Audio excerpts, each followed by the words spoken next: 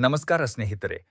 ಕರ್ನಾಟಕದ ಇತಿಹಾಸದಲ್ಲಿ ಒಂದು ಹೆಸರು ಸದಾ ಅಮರವಾಗಿರುತ್ತದೆ. ಅದು ಡಾಕ್ಟರ್ ರಾಜ್‌ಕುಮಾರ್.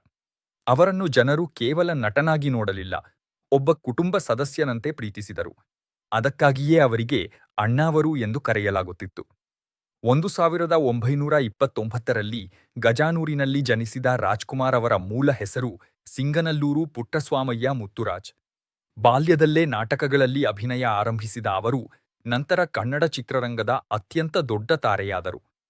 1954ರಲ್ಲಿ ಬಂದ ಬೆಡರ ಕಣ್ಣಪ್ಪ ಸಿನಿಮಾ ಅವರ ಜೀವನವನ್ನೇ ಬದಲಿಸಿತು. ಅಲ್ಲಿಂದ ಆರಂಭವಾದ ಪ್ರಯಾಣ 200ಕ್ಕೂ ಹೆಚ್ಚು ಸಿನಿಮಾಗಳವರೆಗೆ ಮುಂದುವರಿಯಿತು. ಬಂಗಾರದ ಮನುಷ್ಯ, ಕಸ್ತೂರಿ ನಿವಾಸ, ಮಯೂರ ಹಾಗೂ ಅನೇಕ ಸೂಪರ್ ಹಿಟ್ ಸಿನಿಮಾಗಳ ಮೂಲಕ ಅವರು ಕನ್ನಡಿಗರ ಮನಸ್ಸು ಗೆದ್ದರು. ಅವರ ವಿಶೇಷತೆ ಏನು ಗೊತ್ತಾ? ಅವರು ಕೇವಲ ಹೀರೋ ಅಲ್ಲ, ಒಬ್ಬ ಶಿಸ್ತಿನ ವ್ಯಕ್ತಿ. ಸರಳ ಜೀವನ, ವಿನಯ, ಕನ್ನಡದ ಮೇಲಿನ ಅಪಾರ ಪ್ರೀತಿ ಇದೇ ಅವರ ನಿಜವಾದ ಶಕ್ತಿ. ನಟನೆಯ ಜೊತೆಗೆ ಅವರು ಅದ್ಭುತ ಗಾಯಕ ಕೂಡ ಆಗಿದ್ದರು. ಹುಟ್ಟಿದರೆ ಕನ್ನಡ ನಾಡಲ್ಲಿ ಹುಟ್ಟಬೇಕು ಎಂಬ ಹಾಡು ಇಂದಿಗೂ ಕನ್ನಡಿಗರ ಹೃದಯದಲ್ಲಿ ಜೀವಂತವಾಗಿದೆ. 2000ರಲ್ಲಿ ನಡೆದ ಒಂದು ಘಟನೆ ಸಂಪೂರ್ಣ ಕರ್ನಾಟಕವನ್ನೇ ಬೆಚ್ಚಿಬೀಳಿಸಿತು. ಕಾಡು ದರೋಡೆಕೋರ ವೀರಪ್ಪನ್ ಅವರು ರಾಜ್‌ಕುಮಾರ್ ಅವರನ್ನು ಅಪಹರಿಸಿದರು.